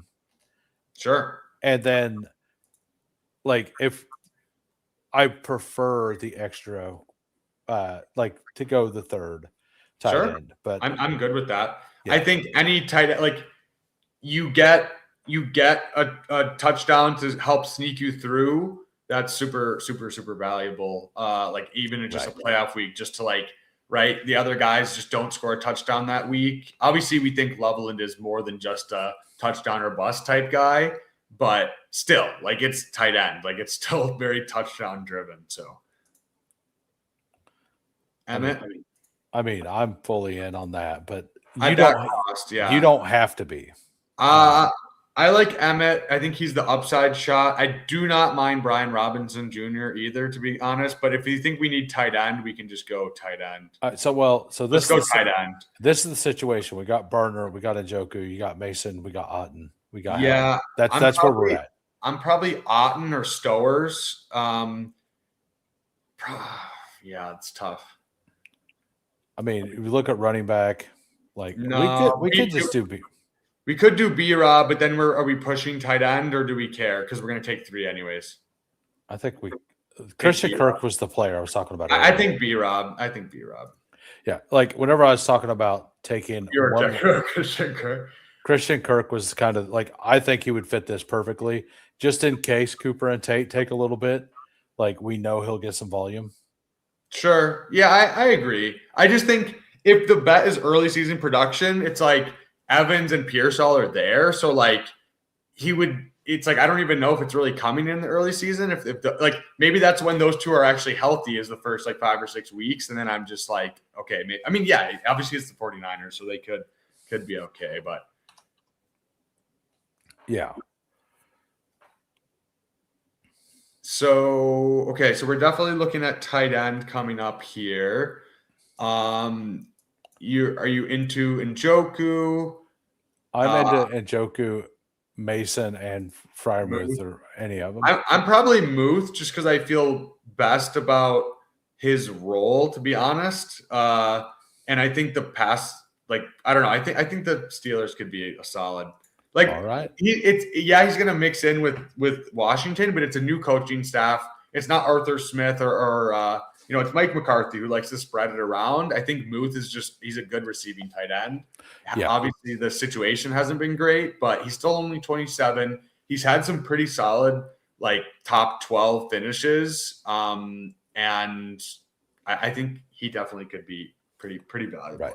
So Silver Rapture there is asking, he says he's new to Underdog, and yes, Pepperoni is correct. Everything but Superflex moves to 18 rounds on Underdog. Now, DraftKings and Drafters stay at 20. Yep. And like the contest will open before we know the bye weeks as well.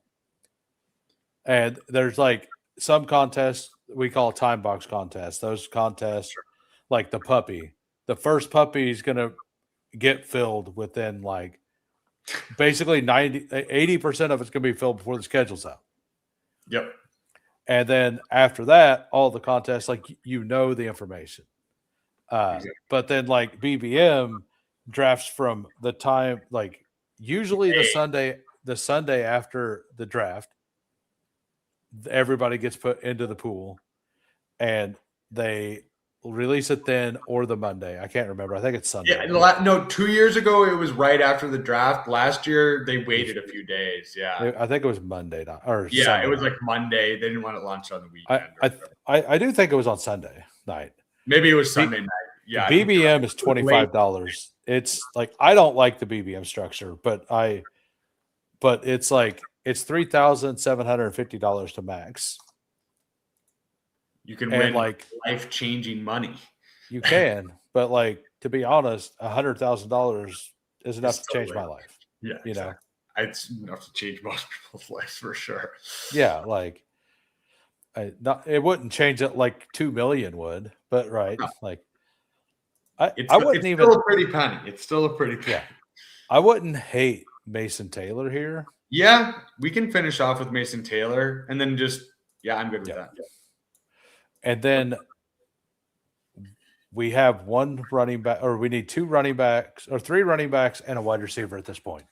So the team right now, actually, we only need 2. No, I think we only need. Yeah, we need one running back, probably 2 receivers, probably. That's what I meant to say. I'm half asleep. That's okay. It's late. It's late. Yeah, I intentionally didn't sleep long last night because I have to get up early tomorrow, and I'd been sleeping in. So you know how that goes. It's like, yeah, well, I've been getting up at 11 a.m. I got to be up at 5 a.m. tomorrow. Jesus Christ, yeah. So let's not sleep tonight. Let's. No, I know exactly. I'm luckily I don't have to do that now, but I've done that before. All right, so wide receiver. I don't hate Katron. I like Katron or Ray Davis, probably. Yeah, Katron or Ray Davis. Let's do Ray. I don't get to Ray Davis very often. I wouldn't mind a share. Yes. Okay, never mind. No, he got taken. Oh shit. Yeah. Zachariah Branch, some rookie. Zachariah Branch. I don't ever take him. We can do that. Yeah, I think for best ball, it's just he's a guy with crazy juice. Yeah, it's landing spot dependent on how they want to use him. But like you're drafting a guy like that to use him. Like I get it. It's not like the best fantasy profile in the world, but so for me, he's the most clear year 2 player I've ever seen, ever. Like, I'm not an anti him as a player overall, but for best ball, like he's got to be a top 50 pick. Mostly because of his return game stuff, not because of his receiver stuff, his return game stuff. he's also going to require like you were talking about Lemon. He even more so, like exponentially more, he's going to require a fantastic coach. Sure. I feel the same exact way about like Malachi Corley 2.0. Like that's exactly how I feel about it. And like I don't even know it's going to work out in year 2. I think I guess my take is just he's just way better than Malachi. I think Malachi Corley was like a bigger, like everyone was comping him to Debo, like whereas I feel like Branch is like, I don't know. I don't think he's okay. This is kind of a wild comp. I don't think he's as good as Zay Flowers. I don't think he has the like route running, like actual wide receiver skills. But from like an athletic standpoint, he's basically Zay Flowers. So, okay, yeah, you're not getting like the downfield stuff necessarily that you would get from like a Zay Flowers, but I do feel like you're getting a lot of like the short intermediate scheme touches. I don't know. It's a leap pick, but I just think the juice is so crazy that especially in best ball, I'm just like, okay, he could score 2 touchdowns. Like it's a guy where it's like, okay, yeah, this guy makes sense. He's coming on down the stretch. So I get it. No, I don't think it's like a locked in thing. I like the upside. I think the talent is pretty crazy. So I don't know. I can't get there. That's like, okay. That's all. And I'm fine mixing in a share here and there. And sure. So we'll get into that a little more afterwards because I could talk forever about how much I don't like him. Okay. Amazing. So wide receiver, or this isn't even wide receivers. Are we Helani boys? I mean, I'm down with it if you are. I'm fine with Helani here. Jordan James is a good pick. That's fine. I wouldn't even mind an Iomanner or a Vele here or Tez Johnson. Yeah, I'm probably, you know what? I'm probably Jordan James unless you're not going to get him in time. I'm not.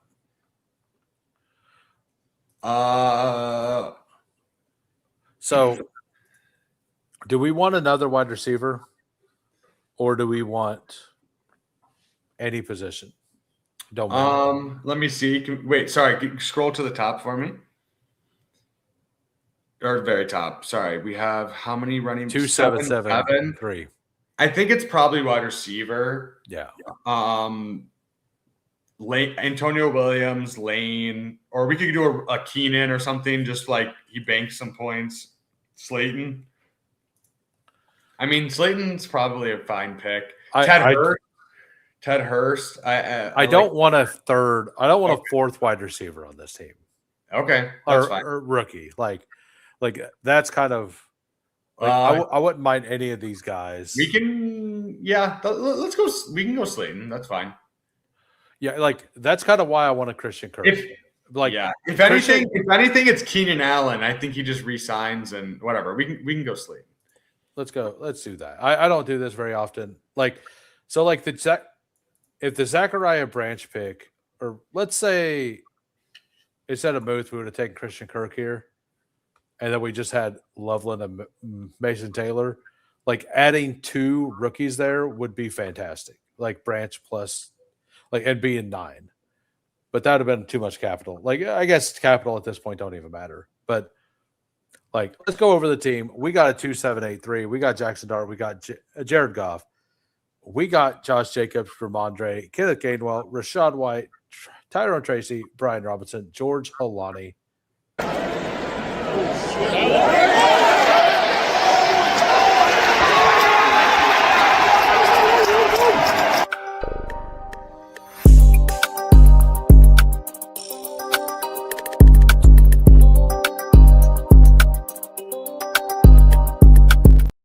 Oh, okay.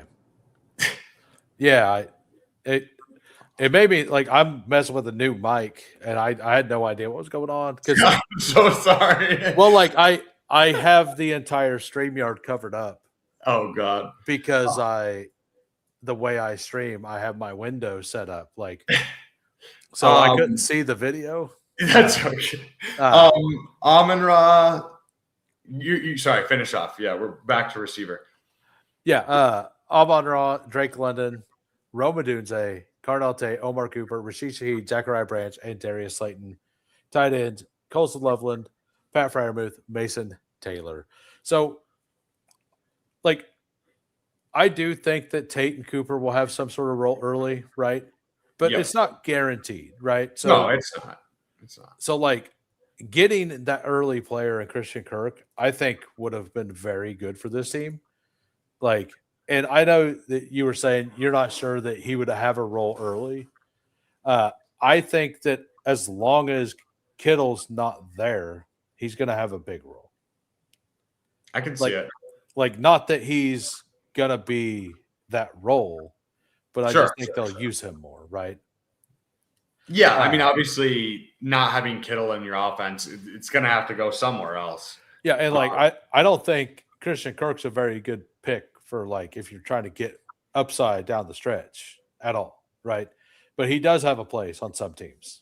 I mean, honestly, and he does have contingent value too. Like if all the guys in that offense are extremely if you do believe in injury proneness, it seems like every single one of those guys. So even if he doesn't, maybe he gives you some early season and maybe he gets you some late season when someone pulls their hamstring for the 18th time.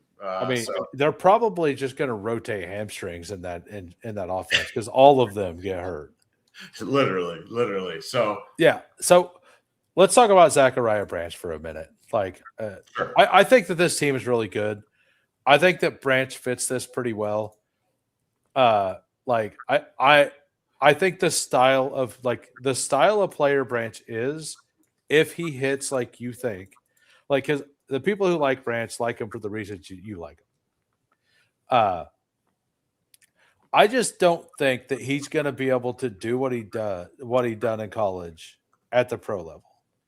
I don't, and if he does, I think that he's going to have to be one of those guys who's like very active before the snap, like do the Tyreek Hill stuff, like run around, all that stuff, mismatch.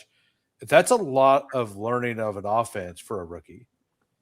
I don't think he could just line up and be a good receiver. No, that's fair. Like, not against professional corners that are going to go up there and just shove him over, right? Like, because he's not a very big guy. Yeah, I agree, but I agree. So, like, I do think that, like, he could be a guy that in this after week 12 or whatever, we've seen this with Kansas City many times. Like, after the bye week, if we have a late bye week, the rookie hits some, right? We've seen it with Rice. We've seen it with Worthy. Sure. Like, we could see, like, the post-bye rookie bump. We could absolutely see that with him. I just think that him specifically, he's going to require a second-year thing. Yeah, I agree. I think, though, I guess my only pushback at all, because I agree with everything you're saying, like those are all super valid points.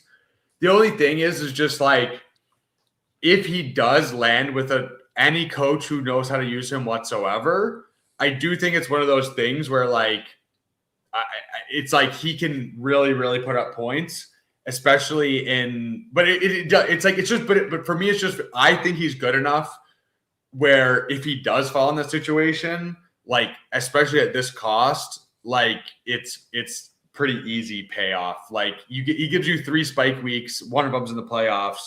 Like that's pretty nice. But I don't know. I agree. It's definitely not like a traditional wide receiver, but Georgia, I know it was a lot of scheme touches, but still 80 catches on the season is pretty crazy. It's not like he was doing this in like some smaller conference. It's still the SEC. So yeah, it was like what? One of them was downfield.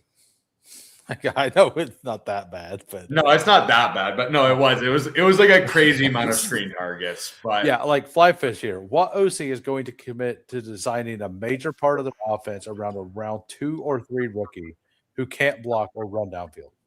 And like I do think that part of the design of the offenses in college was because they knew their offense was not good and their quarterback wasn't good. They just need to get the ball out to their best player. Like, I fully understand that, but that means that he couldn't win downfield because they would have been using downfield if they could. So my question for you, I know you do Dynasty. You're really good at Dynasty. How many Dynasty drafts have you done already? You know what? So I haven't done any this this year just because I already had so many. Yeah, I didn't know if your rookies were. No, so that's you. So all the rookie drafts I do are after that, after the NFL draft. Because I know some dynasties do them before, some don't. So currently, where do you have Zachariah Branch ranked at wide receiver? Like he probably will be end up like a late second, probably like 206 through 212, something like that. Well, here's my rookie wide receiver ranks. Okay. And then these are Steve's, by the way. Sure. And this was mine in January before the combine. I did move him up, but like I have him at 13. I have him behind Skylar Bell, Chris Bell, and these are for best ball. Like I don't care that he's got the torn ACL. Like he's got to be awesome because he does everything. Sure. So I like Bryce Lance way more than Zachariah Branch, and that's one of my ballsy takes as well. I think it's super fair. I'm not saying it's a sure thing. I just think at the where we took them, I think there's a lot of upside, especially where like you only need a few spike weeks. Do I want to be betting on some of these older guys? Even some of the I don't know. Like I just think he's the quintessential round 18 wide receiver pick, where like he's a rookie with juice, and that's really all I care about. Like that's all I see when I see Zachariah Branch. So everything else is priced in, I think, at that cost. I totally get that. So what was I got? So like, how often? It's like other than Puka, when has that profile really hit in the last round? Well, I mean, it's not hit. Like it's not hit as in like he needs to be a hit the whole season. It's literally a single week. He's a rookie wide receiver, and he gets hot down the stretch, which I feel like every year, like it's some guy who doesn't do anything most of the year has a huge. I know this is like I'm not saying it's a crazy thing, but it's like I just want to be taking rookies in this range. Yes, if he's a second round pick, which I think is semi likely, then like that's all I really care. Like I just see draft capital. I see that's those receivers that have worked though. Luther Burden, 120s. Ricky Pearsall, like the 130s, 140s, right? Not in the 200s. Jamar Chase was the one a long time ago, right? Like sure. And then like none of these have been like last round picks. Like that doesn't mean that we don't have last round rookies that actually spike at some point through the season. And it's kind of does it really matter? Like if you can spike, that's enough because that means you can spike in the finals, right? Sure. I mean, yeah. So like that's what you're kind of getting at, and I think that's fine. So my biggest anti thing about Zachariah Branch on best ball right now, sure, he is 100% drafted, basically. Okay. So I like all these other rookies more. Like I think it's massive leverage to not chase the one guy that everybody else is chasing. Sure. I mean, I think Bell, Antonio Williams, Hurst, like they're all just you're hoping for day two capital. And so no, that makes perfect sense. I'm with you 1,000% on that. Yeah. Like my biggest take on him for best ball is that his ADP has been 208 or whatever forever. And he pretty much goes in every single draft. Like I never see him not. I don't ever see him not go, right? So like if I liked the player, like if it was Jeremy Bernard, I would still be taking him. But because I don't like the player, like I'm not going to make a stand on it. I'm going to make a stand on the other players that I do like Skylar Bell, Chris Bell, Bryce Lance, Jeremy Bernard, who goes later than him for like. Can you explain to me why he goes ahead of Jeremy Bernard? Is it just because of starting ADP in the contest? Like, because every single person out there pretty much has Bernard ahead of Zachariah Branch as a receiver. like they may have Branch ahead of him by a spot or two because of the return game stuff on top of it as a prospect. Yeah. But like as a pure receiver, it's always Bernard. Definitely. No, definitely, definitely. But I think Jeremy is like, yes, he's a different archetype, but I think he's super similar in terms of the situation that needs to happen for him to like be relevant. I think, yeah, it's not exactly the same like kind of player, but I do think it's a similar, like, you need the situation for him to get those kind of schemed, more schemey touches. I got to go name this real quick before I forget. Sorry to cut you off. All good. If you this roster looks like Dynasty. That's actually exactly what I was thinking whenever you said to not take Christian Kirk. I was like, pretty sure this is a Dynasty team at this point, not a best ball team. I mean, I don't think that's a bad thing, but like, I don't want all of my teams to look the same, so I don't mind. Yeah, I don't mind. If you're gonna call me a slur, it's Dynasty Virgin is one I will gladly take. Okay, yeah. So, but no, I do think that, like, if Tate doesn't work out, like if Tate doesn't give us anything, like if you spend capital on a rookie before pick 100 and they don't give you things, like that pick is bad and you just have a much harder chance as well. Yeah. So like I tend to look at those guys as like a player that is going to be good no matter what, but I also want to make sure I help them along to the back half of the season. Sure. No. That makes sense. The old chaperone, the old chaperone. Yeah. I get it. Yeah. Right. And like that's why, like, if we don't need Christian Kirk there, like if we took Christian Kirk and we don't need him, we're already winning. Yeah. Right. Like, and if we do need, like, but there's a lot of situations where we do need him because we had the two rookies.